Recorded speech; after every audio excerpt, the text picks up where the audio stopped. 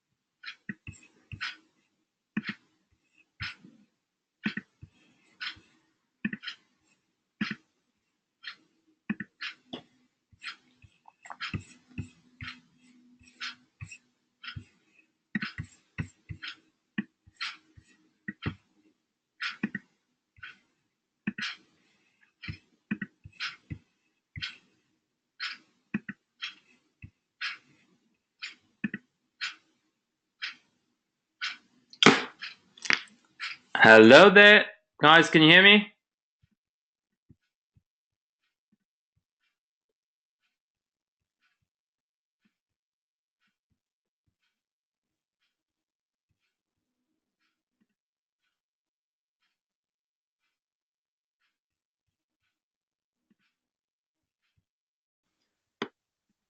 All right, great. So, guys, welcome to the Science of Transformative Health. I'd love to introduce you guys to effectively the model or what's unique around the delivery of our program and how some of what we incorporate in our program causes the amazing results that we have created. So, it'd be great to get started. I'd just love to hear from some of you guys. Feel free to unmute yourselves. I just want to hear if you could just very quickly in about 30 seconds or a minute, just share who you are, where you're joining from, and share one thing that you'd love to turn around in the area of health.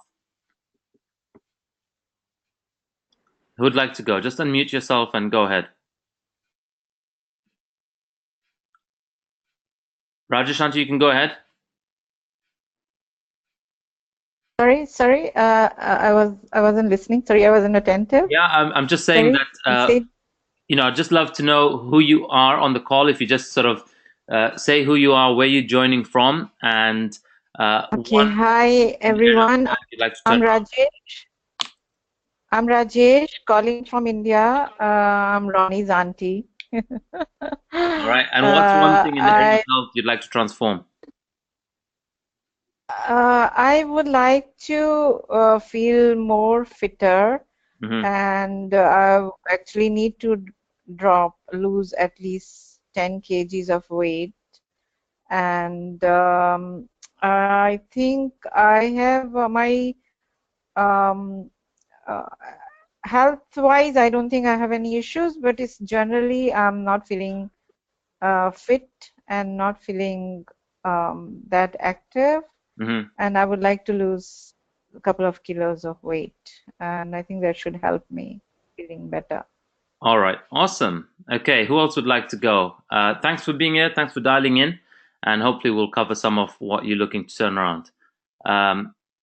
Mithu, Emmy, would you like to go? Yeah. Hi. Can you hear me? Yeah. Oh, great. Okay, so hi again. I'm so glad I could make it to a webinar. So always nice to hear from you about health. Calling from India, everyone, and I think my challenge right now is more balancing my emotions with respect to my physical strength. So I think I'd like to increase my strength and make my mind stronger, physically be stronger, so I can balance myself, one, physically, obviously, but then emotionally as well. All right, awesome. We'll also cover some of that in today's webinar. Thanks so much for joining us. You know, Emmy or Mithu, who's joined, is effectively like my sister, and her younger brother was our basically our fourth brother, and he's someone who behind whom we lost at a young age, and he's a big reason behind my why it matters, why I do what I do in communicating and supporting people in the area of health, because lifestyle diseases are such that we never know when they have a go at us, and we don't get enough of a warning time in many cases. So there's, you know, Asha's a big reason behind my why. So such an honor to have you join us, Mithu, after a couple of years since we've launched. So thanks for being here. Vajanthi, are you in a position to unmute yourself and share? Yeah, sure. So, hi, my name is Vajanthi. I've joined here from the UK. My drive behind contacting you, Ronak, is because I've struggled nearly all my life really to lose weight, and then that kind of put me off from having a baby for ages. Now that we have a baby, I'm struggling to lose my baby weight, as I thought I might actually. So I think initially my support I'm after is to lose the baby weight that I'm still struggling to lose, so that I have confidence in going back to work really. So yeah. Okay, awesome. So as we go through today's webinar, really lovely to hear what you're sharing. I want each of you guys to consider this, that time, or the way we relate to time as though we have a tomorrow, as though we have a next month or next year, is a myth. Many of us, our brains have a part of our brain called the amygdala, which seeks to avoid the unknown, or seeks to avoid perceived threats, or seeks to avoid something that occurs as risky, dangerous, uncomfortable. And that's the part of the brain that gets engaged when we go into procrastination. And we often do that, sadly or unfortunately, in the areas of life that matter to us, whether it's love, relationships, family, health, whatever that may be, or our career. We tend to really defer the things that matter most to later, and we begin to take on those things that are actually a priority of someone else or somebody else. So we often have ourselves as an afterthought. So today's webinar, I invite you guys to listen to it very differently. I invite you guys to listen to what would be possible for me, right? What would be possible for me if I got to transform that area that I'm looking to transform? So listen for what you see you could get up to if you got to turn around or deal with that thing which is stopping you, and you want to have a conversation with yourself. What am I willing to do that? So at the end of today's webinar, I really want you guys to be left with stuff and ask anything that is relevant or specific to you, and I will give you, totally whatever I know as best to serve and support you in that area. And whether you choose to do a program with us or not, I still want to make sure you take something away to begin to implement right away, which is my greater commitment to support anyone and everybody in my life in having them discover what I got to discover in my transformation journey. So Many of you may have heard of the term or the word, or some of you might have created this as your New Year's resolution, which is the word diet. Many of us relate to the word diet as how it's somewhat improperly used, or it's become to be used of late, which is suppressing food or eating less. We often say, oh, I'm on a diet, or I hate diets, or I don't like dieting, because we think of diet as avoiding food or eating less or working against our wishes or our will. That's what it's sort of come to mean. But the way we refer to diet is the diet is something that we're all doing anyway. It's the kind of foods that a person, animal, or community habitually eats. But if you go back to look at the origins of the word diet, comes from the Greek word diatia, which means a way of life. And all we're looking to do is, if you try to push down or suppress or avoid or resist something that you're currently doing, it becomes quite mentally torturous. So it doesn't have you get into a happy state. One thing Emmy was talking was about managing emotion and stress, and that has a direct impact and correlation with our physical well-being. And many people that are dieting don't often lose weight because internally it's processed by the brain as a stressful environment to continually have to avoid or suppress things that you want but you cannot have or be with. And we coach you how to relieve and let go of that stuff. But ultimately what we're trying to do is we're not trying to push, change, modify, suppress our current lifestyle. What we're trying to do is to replace our whole lifestyle with a new model that makes the old model obsolete. That said, I want each of you guys to consider that all your lives, right? We've had 9 medical doctors do this program. We've had naturopaths do this program. We've had personal trainers do this program. We've had nutritionists do this program, right? They've learned something a certain way, yet they live inside of the world that still does what the world still does. And so they have never actually ever been taught how to live a lifestyle, how to understand the vehicle called the body, how to understand the mind, and how to understand that we aren't the body nor the mind, but those are actually tools that we have available at our disposal for us to use and deliver our purpose through this life. So before we go ahead into the technical content of what we'll cover, I hope you're okay with me going through, if you aren't familiar with this, sharing a little bit about my journey from FatBanker to FITBanker and why we now do what we do. So as many of you know, I had a background in finance and banking. I'm originally from Zambia. I moved to the UK, to the Channel Islands, particularly in 2005. I spent a total of about 12 years working in banking and finance, and I've worked in the US, I've worked in the UK, I've done a lot of work and projects around Europe. I've done some projects in Kenya, in Senegal, and in Zambia. And beautiful career, great time, learned a lot, absolutely, and always grateful for my time there. That lifestyle also came with a certain social lifestyle. So to get out of the stressful environments at work or the long hours at work, we would go to unwind locally, maybe at a club or a bar or after office drinks. We'd have some, great social life that the office could afford us that we would do. Not much like the party in the image in the bottom right corner. That's an extract from Wolf of Wall Street, but it wasn't too far from that, if I'm being honest. And while I was living that life, what I thought was success, my old definition of success was it was about money and power or your title. And that means nothing. It's like a two-legged stool, as Arianna Huffington says, with a third leg missing, which is well-being.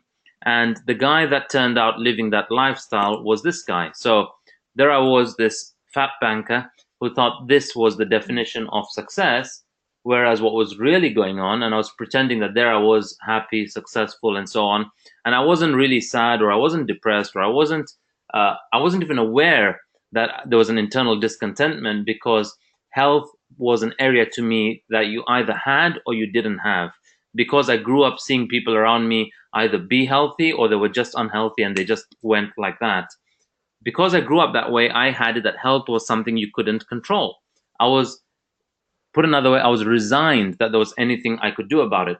So I did the most that I could do with the health and the body and the energy and the emotions that I had at the time. I did continue to be outdoors, do what I wanted, go to beaches. I was okay with myself, but I was resigned about being able to ever alter what I had. So that's me in 2014 doing Kilimanjaro at 100 kilos. 2013, I was in, that's New Zealand on the beach, or 2014 it was, beginning of 2014. and us at some parties and socials there. It was me making the most of what I had and saying that, there's not much I could do about it. And this is somebody at the age of 33, 34. I was resigned that anything could be done because I had a view that once you hit your 30s, it all goes downhill, which is totally not true. Anyway, while I was living this lifestyle in 2014, my wife Ambika and I, we just had 2013, shortly after we got married, we were up in Edinburgh, the Fringe Festival, and we're celebrating being newly married. It was her birthday, 22nd August, and we were also 3 months pregnant, and it was really an exciting time. And we're looking forward to announcing to the world from there about us expecting our firstborn. The future, the excitement, everything looked beautiful and bright. And while we were there and living all the so-called excitement of what comes with the Fringe Festival, everything turns 180 degrees as we had a miscarriage. We lost our baby, and it was really emotionally crushing for both of us. Ambika breaks down, and she's uncontrollably sobbing, and I can't do anything to control the situation. We have no friends or no family around, and it became emotionally tense between the two of us as well. And as a result of that stress, likely, and the following day, the long train journey back, I got these random heart palpitations in my chest. And I thought, that's nothing. I'll just drink some water. I'll do some deep breathing. And this is how lifestyle disease does its sort of knock on you. It doesn't warn you. It just happens. And I thought, you know what? I'll just have some water, deep breathing. I'll sleep. I'll be okay in the morning. And immediately Ambika screams. She says, there's no way I'm waking up tomorrow having lost another one.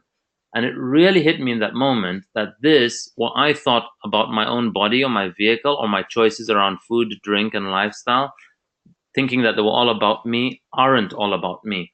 And I really got that my health really is, and who I had to be was someone that got that others banked on me being fit. She depended on me being and maintaining a certain lifestyle, but I never got that context till I heard those words. That evening, she immediately called the ambulance, 911. I ended up in hospital that night. I had a host of blood tests, ECG stress tests the following days, and a host of medication. I remember while I was lying there in bed, I got really clear for myself that I didn't want to be one of those people that was continually going in and out of hospital, having checkups, having to be taken care of, being nursed by others. And I knew, second thing I knew is I could do something about it. I could really take ownership about this. And I didn't have to be a rocket scientist to figure out how the body worked, to figure out what happens to food when we consume it, to figure out how fat cells are actually built and how muscle is actually built and how fat is actually broken down and burnt and how muscle is retained and how you can effectively alter your biological age. We might not be able to control the calendar age, but you can alter and control your biological age. And so I started a whole host of research and studies and, self-discovery. And a lot of them I learned the hard way. I caused a lot of injury. I found things that were mentally torturous, and I got stuck many times along the way. But as I was doing this, as fate would have it, online one day I see these guys doing this 90-day body transformation challenge, and they post their photos up there, and I said, guys, can I be in? I join in. 90 days later, I won that challenge, and I focused on very different things to them. Many people think it's about exercise, and so they go to the gym and they overtrain and they overwork, and they have certain limiting beliefs like you can eat what you want so long you burn it out. That's not entirely true. And I found out what really worked and how I could do with a moderate amount of exercise and consistency and altering other things like my mindset and my nutrition to cause and yield the results that I wanted to. And in 90 days, I focused on body composition. I used the science of my body type, and I altered my fat percentage. I went from about 30-something%. This was not at the start. I was 108 kilos before. I'd lost 20 kilos by the time I signed up to this challenge. So it was already working for me. I'd reached 5.5 kilos of weight loss a month, and I was consistent for about 3 months in a row. And then I did the challenge, and then I went further down to fine tune my fat percentage. And beyond the challenge, I went down to lose more. I went down to about 5.9% body fat. And as I did that, a whole host of people, because I was just sharing my journey on social media, which is what worked for me and which is what I will encourage people to do, I got people reaching out to say, hey, what did you eat? How did you train? Can I have this? Is this good for you? Is that good for you? And there's a lot of information and misinformation out there. You have messages and WhatsApp forwards going around saying, have this and this tea is good for you and make this juice, and a lot of misleading stuff without any science backing it. And I thought, wow, there's a lot of misinformation out there. There is a demand for people to know, maybe I could coach people and support them in this area. And that was the launch of FITBANKER, in coaching and empowering people to transform their health. Since then, what have we done? Our focus is on health. This is Dr. Diksha Patel. She's in San Francisco. She lost 9.1 kilos doing our program. This is Ellie. She lost 11.3. She went on to lose 20 kilos. Now she's 20 kilos lighter. These are the guys who I call the fit doctors. The guys on the right, the regular appearance on Fox 35 in the US, but they used to drive around the US doing this men's health awareness campaign, and they looked like the guys on the left. And someone told them when they came to London for a TED talk, said, when you go there, meet with this guy called Ronnie, and he runs this thing called FITBANKER. He'll talk to you about it. And I explained the science to them. They took on the program. And within 4.5 months, the guy on the left lost 53 pounds. The guy on the right, Dr. Jamin Brumbert, lost 36 pounds. And these are doctors. These are urologists. These are guys who have 12 to 15 to 16 years of training in the health space. But the health system here is trained to fix a breakdown. They're not trained to pursue what's called optimal health. And that's what I'm committed to doing. I'm committed to changing the conversation around health as not one thing we fix when there's a breakdown, but one thing we're continually aspiring and moving towards, the optimal zone that we can get into. There's also Simran. This is somebody who did our program, who all her life was joked at and ridiculed and talked of as couldn't lose weight. Her parents actually cried when she did our first program. She lost 15.8 kilos, and they were telling me for the first time we could buy her this size 12 dress that we wanted to buy for her. And she went on to do more. She signed up to Kilimanjaro after her challenge. So when I say think of what's possible for you, you don't know what's possible outside of your self-belief and self-esteem inside of what you can do. We've had people get into new relationships. We've had people get out of unhappy marriages and unhappy relationships.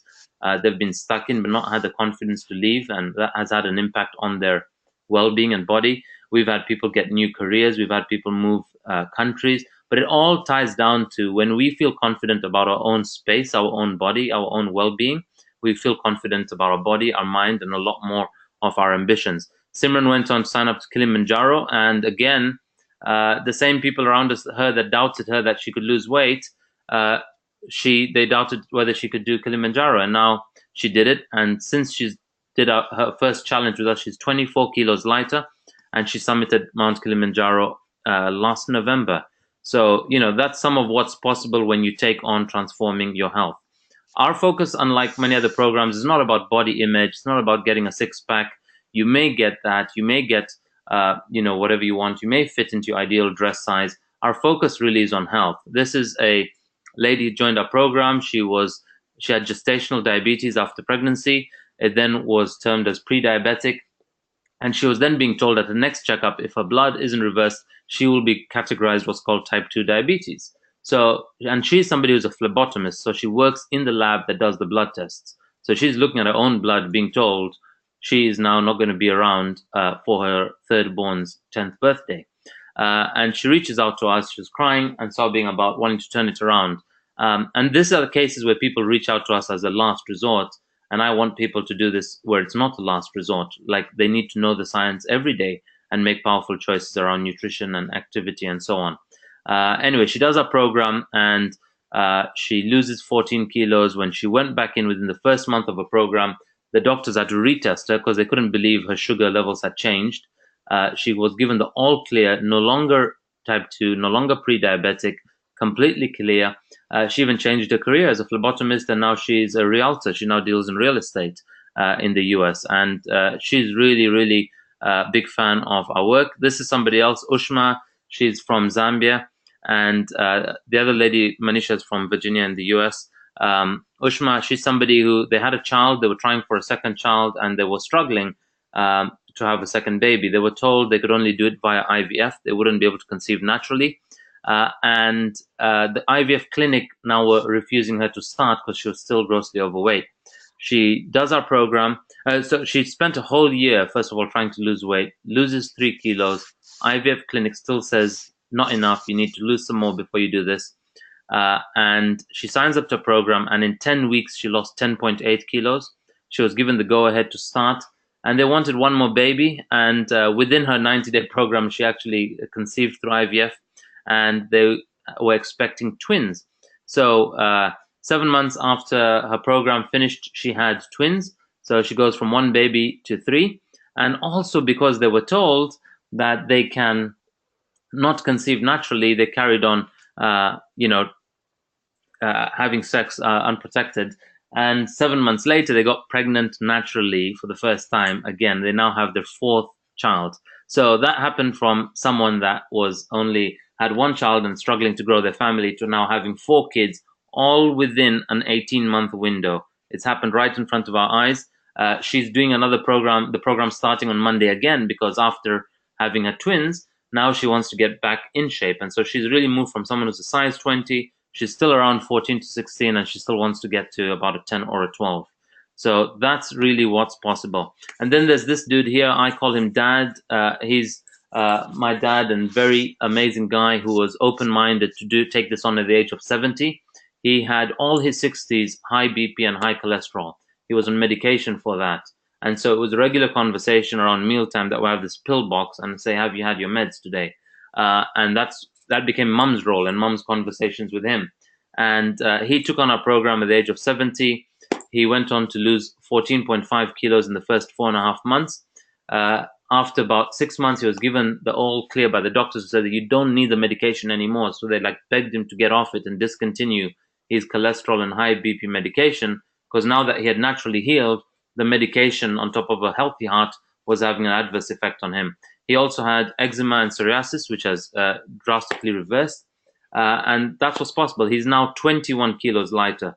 So at the age of 70, he was 90 kg. Now he is 69 kilos at the age of 73. So where and why does it go all wrong? Many of us are guided by what we learn through school, or what's being offered in the media, or what's being incorporated into what we eat. If you think about it, most of the restaurants, majority, probably 99% of the restaurants we walk into, not one of them designs meals based on nutritional content. They don't design meals to say this has to be nutritionally enriching. Meals are designed based on taste, centralizing the tongue, right? And there is no science behind what they create or deliver and what we order and what we eat. And we're just conditioned to eat a certain way. It starts from our education system or our regulatory system. In the UK, we have what's called the Eat Well Guide. And this influences many of the Commonwealth countries. So if you're in one of the Commonwealth countries, you likely have also inherited what was rolled out over here. The Eat Well Guide used to be called the Eat Well Plate. And basically they say you have to eat X amount of veg and fruit, X amount of bread or carbs, X amount of milk, X amount of pulses or lentils or proteins or meats or fish or chicken, X amount of oils and spreads. But they treat everybody the same. So Vejenti, who's just had a baby, is being told to have the same thing that Ronek's being told, or that a 17-year-old in university is being told to have. They distinguish between male and female. In the bottom corner, you can see if you're female, they're saying you should have 2,000 calories. If you're male, you should have 2,500 calories. You know, Tony Robbins is a guy who's about 7 foot. His caloric requirements will be very different from mine as somebody who's 5'9". So there's a big difference in what we really need.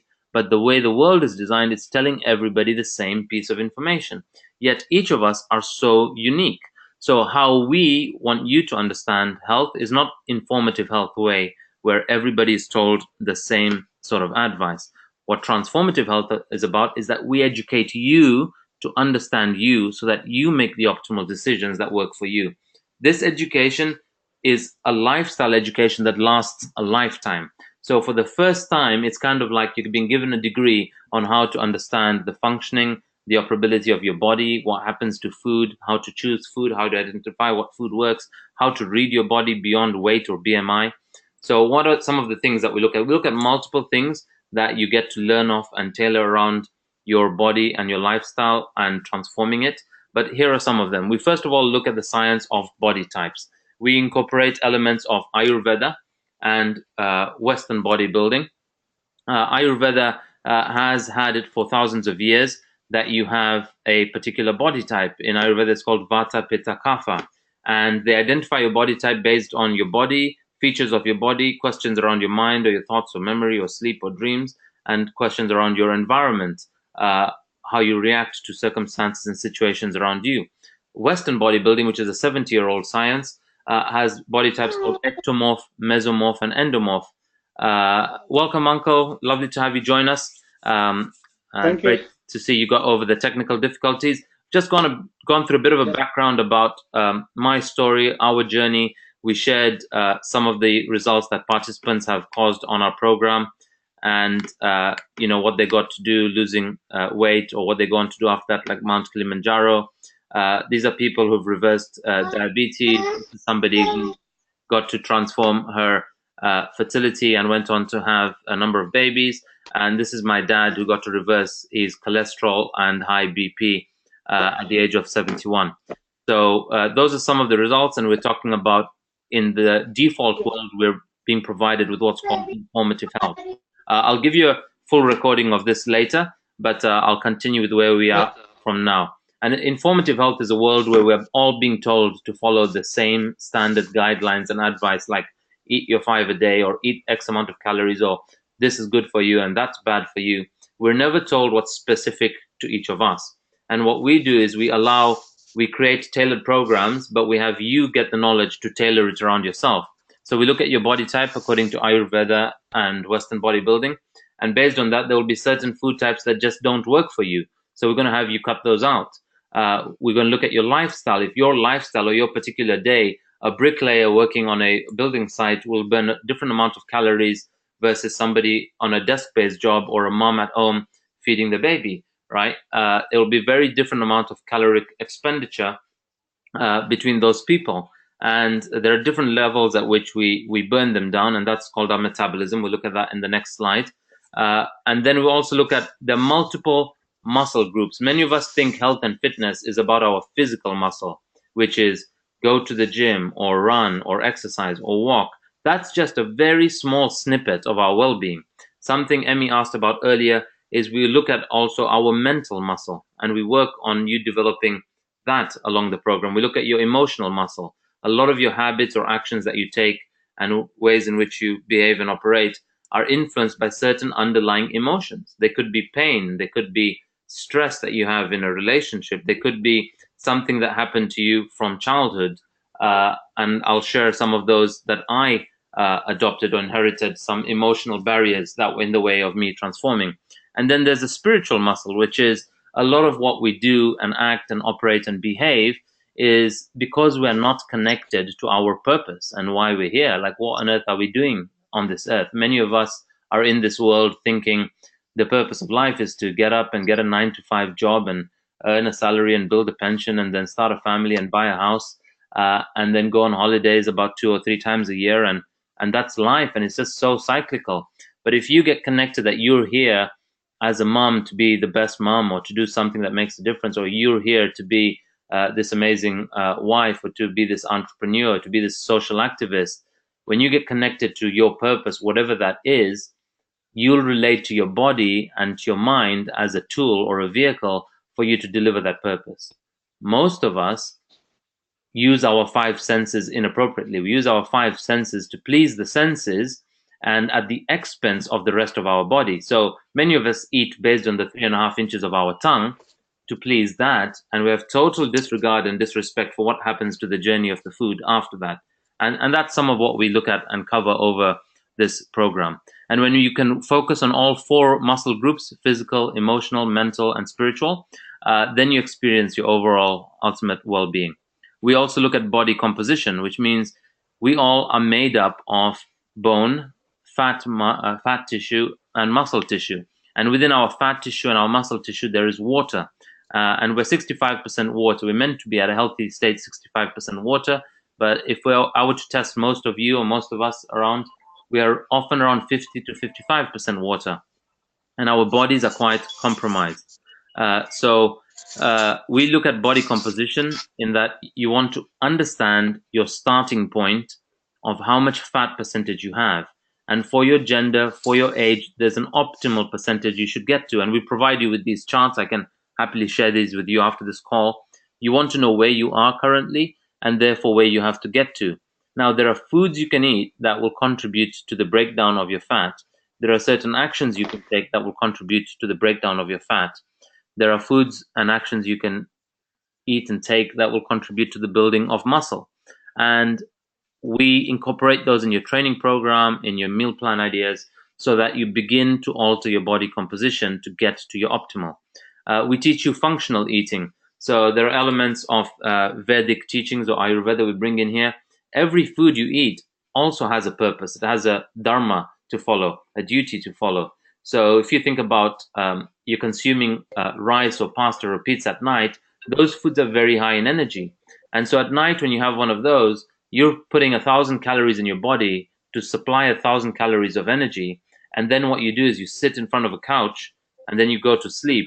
And there is no energy demand being created. Your body is in total mismatch. In the morning, those 1,000 calories overnight had to go somewhere, and they don't evaporate. They go into storage, and you wake up and you wonder why I've got a little bit of fat around my midsection. Or what's more dangerous is in the image on the left, you can see there's what's called visceral fat. That's the amount of fat that layers our organs, our heart, our blood vessels. It coats on the inside and the outside. And as a result, those organs have to work harder and longer. And when a heart has to do more beats per minute to distribute the same amount of blood flow, that's called high blood pressure, right? That's exactly where the dis-ease comes from. And we have you understand that so you can reverse that. So how does the model of transformative learning work, right? Many of us have been conditioned to think a certain way.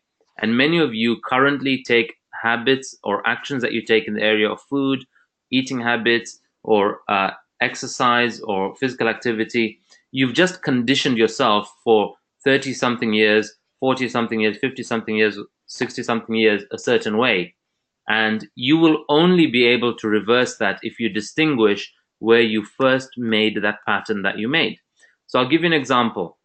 How our brain works. This is a picture of the synapses that happen in our brain, which is two neurons fire together when they form a particular pattern or they identify something. So right now I have a baby and his brain is making these new neuronal connections. So as a kid, when I was in school, it was sports day. And when it was sports day, I had an experience and I made an interpretation of it. So on sports day, they chose everybody for their particular sport. And I looked at where my name was on the list. And I was put against this sport called memory race. It wasn't even the egg and spoon race. I was put on memory race. Memory race meant you go to the starting point of the track. You run about 10 meters only. And then there's a box in there. And you have to look in the box. And there's a whole Pandora's box of different colorful things in there. You have to memorize as many of those things that you can see, like a rubber, a stapler, a ruler, a ball. And you run back to the starting point and you write down as many of those that you can recall.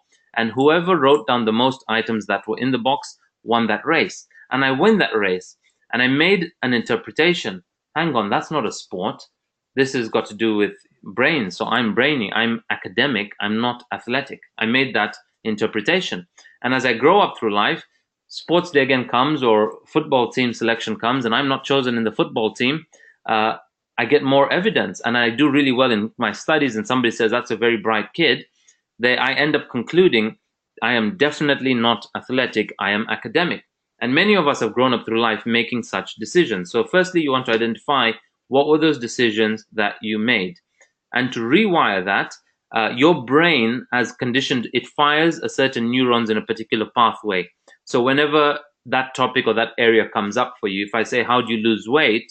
The answer that you know today on how to lose weight, all of you, is the same answer you've had from 15 years ago or 30 years ago. And you know what? It doesn't make a difference.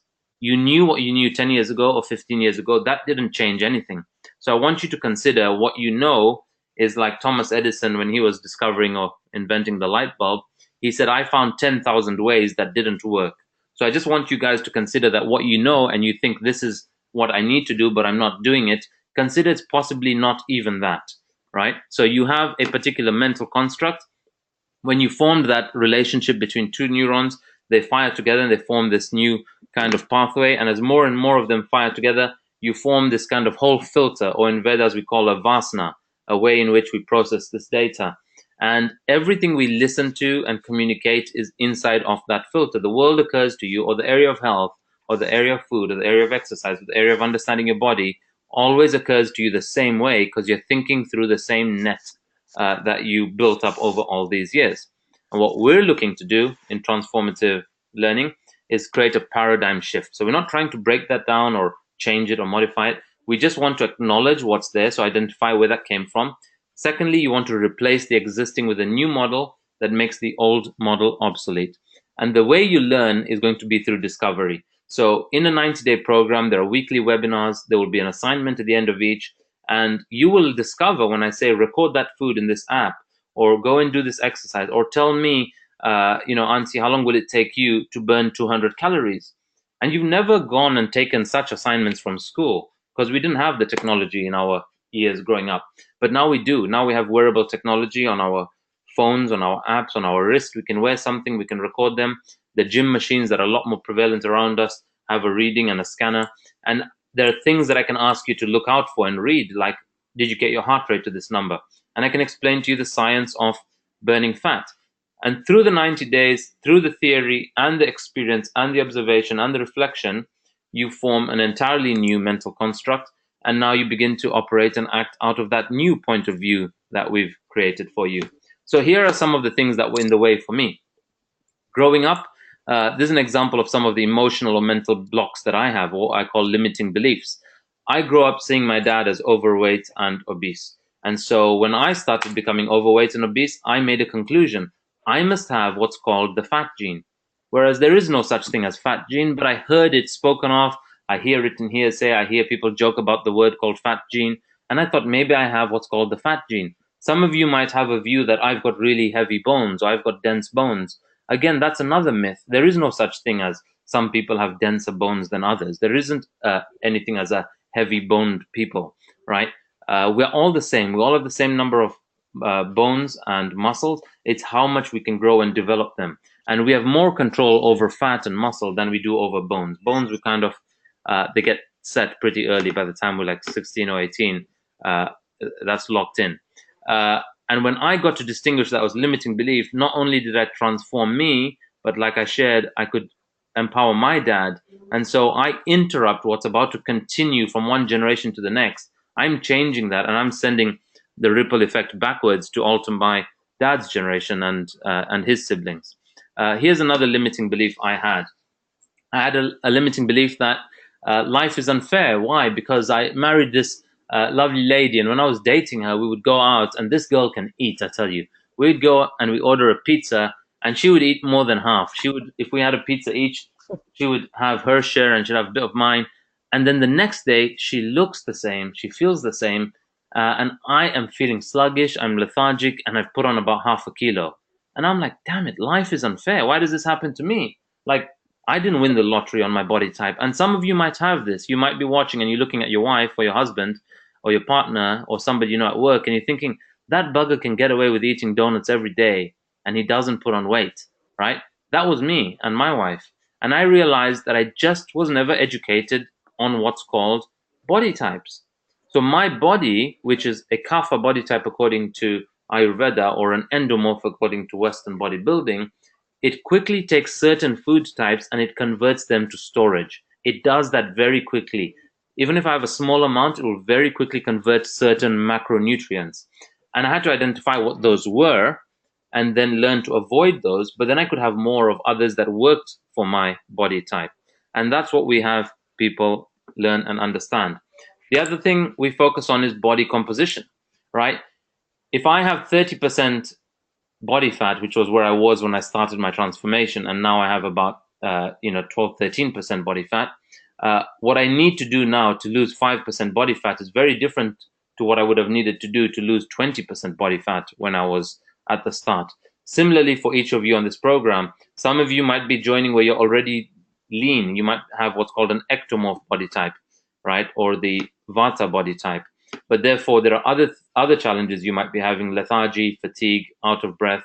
And so you want to create something that supports what you want to turn around. When you know what you're made of, you know the downside and the negative impact of that sort of body composition. And then you want to create goals that are specific to you. And we all have different rates of metabolism and how to reboot that metabolism. So let's look at what I mean by that. We have an extract. This is what a typical webinar that we train on will look like. So we're often told that, oh, you have a slow metabolism or you have a fast metabolism. But what does metabolism actually mean? Metabolism is, we're often being told that metabolism, the actual dictionary definition of that is it's the collection of chemical processes. Just one second, guys. It's the collection of chemical processes that are going on in our body. Whether you eat, you sleep, you breathe, you drink, your metabolism is running. But when you're told something or taught it that way, that's the dictionary definition we're taught in school, you can't do anything with that definition. You have no control over it. What we do is we redefine certain concepts you already know of, but we redefine them in a way that you can have influence or control over them. So a classic example is we define metabolism as whenever you consume food, that food has to convert to three things: energy, muscle, and fat. Now, with all of us on this call, each of us have a different ratio of how much goes to energy, how much goes to muscle, and how much goes to fat. But we can control and influence that. So the old me did certain actions after a meal that created more fat, an average amount of muscle, and very low energy, right? Now I've rewired it such that the foods, based on the choice of foods that I eat and the activity that I do after my meal, I can create more energy. I'll give you an example. If you guys have just had your breakfast, and if you've been sat at a desk in the morning doing a desk job, or after supper last night, if you sat and watched some Netflix and chill, as the saying goes, and you then went to sleep, the food you ate had to find somewhere to go. But the activity you did commanded it to go into storage, so it went to fat. So I used to look like the dude at the bottom there, till I began to rewire and look more like a combination of the top two. So we can alter the ratio of how much goes to energy, muscle, or fat. We can also alter how quickly that conversion happens. And for some of us, we have very poor digestion. So this doesn't happen really well. And you can alter that by altering what you put in your body, altering what your body does to what you've put into your body. And so I always say your body is a scorecard. It's telling you and it's telling me that there's something going on inside you. And it's either physically based or it's emotional based or mental or spiritual. Your body is simply a scorecard. It's a result of what you do before you eat and what you do after you eat. But what you eat depends on what you just did and what you're about to do. If you really get the science, then you will understand how you are just a vessel and you're the residue of these afterthoughts, of your emotions, of your actions, of your habits, and you get to alter or control your body. And your body is no longer this thing outside of your control. So what are some of the things we do to reboot your metabolism? Before I go on, I just want to do a quick time check, guys. It's almost 12. We did start about 14, 15 minutes late, and we do have about 10 more minutes to go. So unless anyone has to leave, let me know. But otherwise, I'm going to carry on for 10 more minutes. Okay, so what are some of the things you can do? Firstly, we can alkalize our bodies. A lot of the foods we eat are actually acidic in nature, from alcohol you have, to coffees, to other foods you have, to some of the starchy foods that we have, to some of the carbs, some of the sugars that we consume. They make our bodies acidic in nature. An acidic body is a great environment, first of all, for disease to flourish, including many cancers, they say. And secondly, it also is a great environment to store fat. An acidic body stores fat. Remember that. If you guys go online on Amazon, you can order alkaline strips. I can tell you the ones I use if you want to know. Check your alkalinity. You might be acidic as an acidic body type. And there are activities and habits you can do to alkalize. Like right now, while I'm on this webinar, I have next to me this hot water with lemon in there. But there are other things we do, like these smoothies. So we've designed a number of smoothies, and they're designed based on your body type. So these two work for all body types. If you see the top right, the top left corner, we've got that little icon. So we've got about 5 or 6 key smoothies that you can have. These replace our breakfast. Feel free to screenshot, guys, if you want to, and you can start these, or I can send these to you if you message me or message our Facebook page. We can send you the recipes, and you can begin to incorporate them as a breakfast replacement. What these do is they are oxidizing in nature, so they provide you with a lot of energy to fuel your body, to fuel your mind. They also give you a lot of oxygen, and your blood is a transport system that transports this oxygen and nutrients across your body. So by having your body be more alkaline in nature, it becomes more efficient in transporting and delivering what your limbs and the ends of your body are requiring or requesting. There are things that you can do to trigger fat burning. The process of fat burning is called thermogenesis. So at least 4 or 5 times a week, you want to trigger fat burn in your body. And we do give you a detailed training program, but a very high level, simple one for many people who say, I don't have time, is a 7-minute workout that you can do. It's called a HIIT workout. And there are, this is designed in a way to get your heart to go through a particular range, what's called a 60% max heart rate and 90% max heart rate. So without getting too technical, those are the two numbers between which you will trigger fat burn. We cover this a lot more slower and in depth in the program, but at a high level, I want to share some of what you can do in your own space. Third thing that we do is you can actually forecast fat loss. There's a mathematical calculation to burn fat. In fact, every pound of fat, every gram of fat is 4 calories. So to burn a pound of fat in your body is to create a deficit of 3,500 calories. Now, if you try to do that on one day, you will likely fall ill if you aren't used to it. If you try to do that over 2 days or 3 days, you'd likely fall ill. And what we seek to do is to spread that out over a week, and spread that out in a healthy manner by creating an average of 500 calorie deficit a day. So at the end of the week, you'd be at a 3,500 calorie deficit, and we tell you how to record your calories in, how to record your calories out. This is a screenshot from an app we use called MyFitnessPal. It comes with its standard settings, but we modify some of the settings for our program and depending on your goal. And we have people not undereat. If you skip a meal, if you undereat, you have what's called an endocrine system, collection of glands and hormones that always, every day, require a certain amount of calories. And whenever you skip meals, you're compromising your immune system. But what you're also doing is you're telling your metabolism, this body is not about to receive food for a while. So please go into conservative mode, or what's called conservative metabolism. So while you're skipping a meal to lose weight, your body is actually now gaining momentum in storing fat because it thinks it won't receive food. And remember, your body is designed to be a hunter and gatherer. So if there were days in the old days where we didn't get food through hunting and gathering, our bodies learned to store fat. And by skipping a meal, you're making your body store fat. So what we want to do is to really reverse that. And we want to show you how you can healthily keep your metabolism burning and create a healthy deficit. So ultimately, your transformation is not going to be a one-off change. It's not like a get to a particular point. Aristotle says we are what we repeatedly do. Excellence then is not an act, but a habit.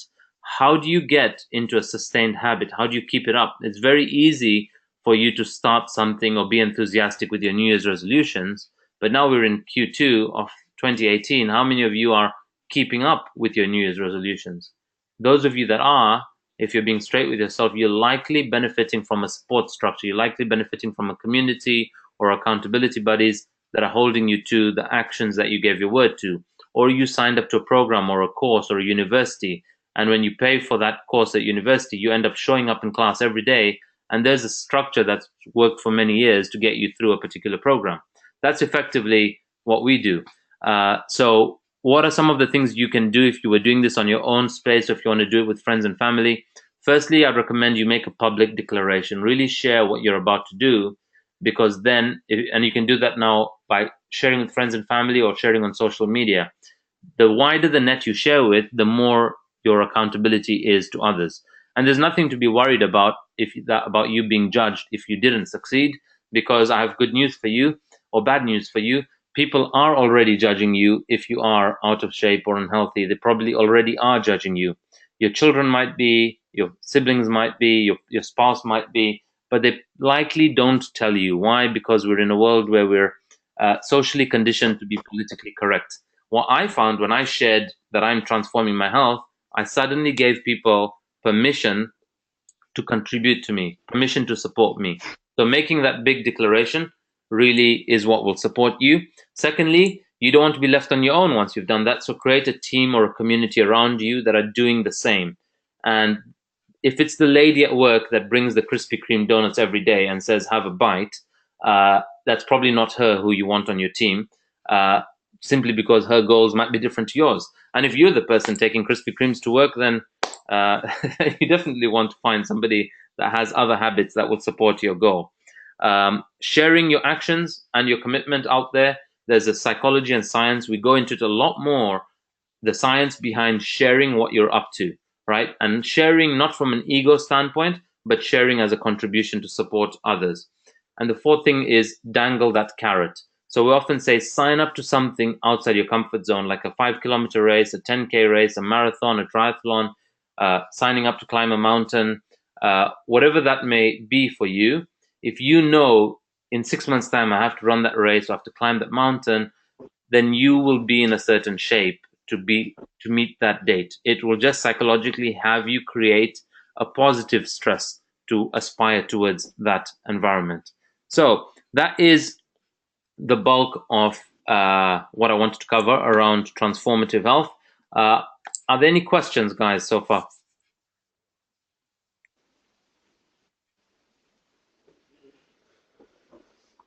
Any questions? Not from my side. Okay. All right, great. So what I'll do is just very quickly show you, if you wanted to join our program, what we offer is on the FITBANKER challenge.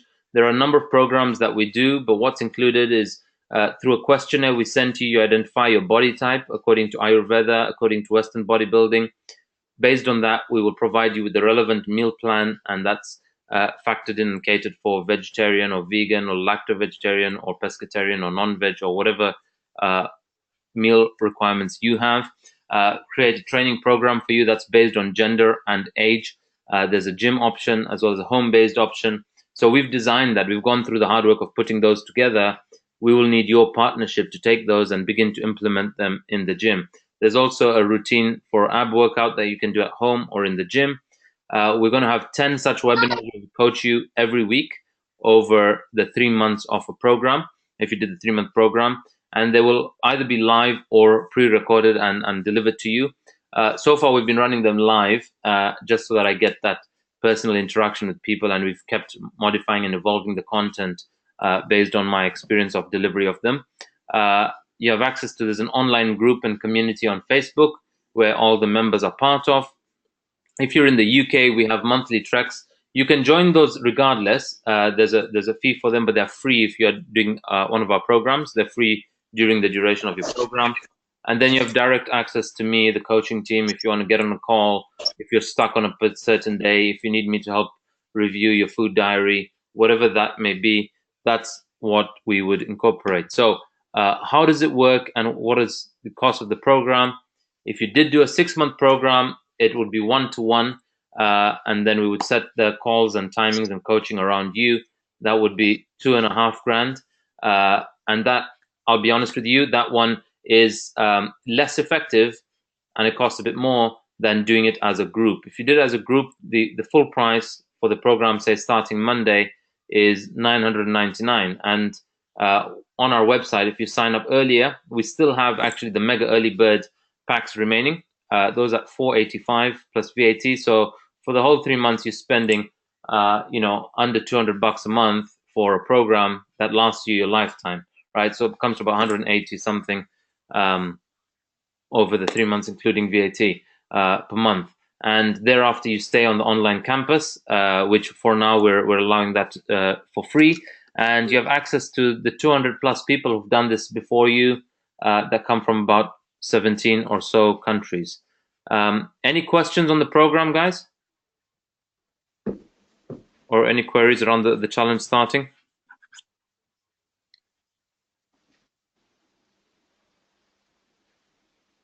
All right. Okay. No, it's okay. Okay, great. Okay, so I'm going to end with this, guys. And if any of you would like to find out more about the program, feel free to just message me after this. And if you have any other questions, regardless, I really mean this, whether you want to do the program or not, and you have questions around health that I can support you with, or you want to have a direct call, then feel free to reach out to me. I'm very happy to support any of you guys. I'll leave you with this quote as you take on looking at your health and what you want to cause and create for yourself. Your time is limited, so don't waste it living someone else's life. And that applies to the area of health. Don't be trapped by dogma, which is living with the results of other people's thinking or other people's lifestyle design that you've been living. Don't let the noise of others' opinions drown out your own inner voice. And most important, have the courage to follow your heart and intuition. They somehow already know what you truly want to become. I'll leave you that quote. Thanks all for being on. And if anybody would like the recording again from the beginning, message me and I will share the recording with you guys. All right. Bye for now. Have an awesome, awesome day and awesome rest of the week. Thank you. Good day. Thanks, Ronak. Thanks. Bye, Mithu. Thanks for joining. Thank you. Bye. Thanks, Vajanti. Bye.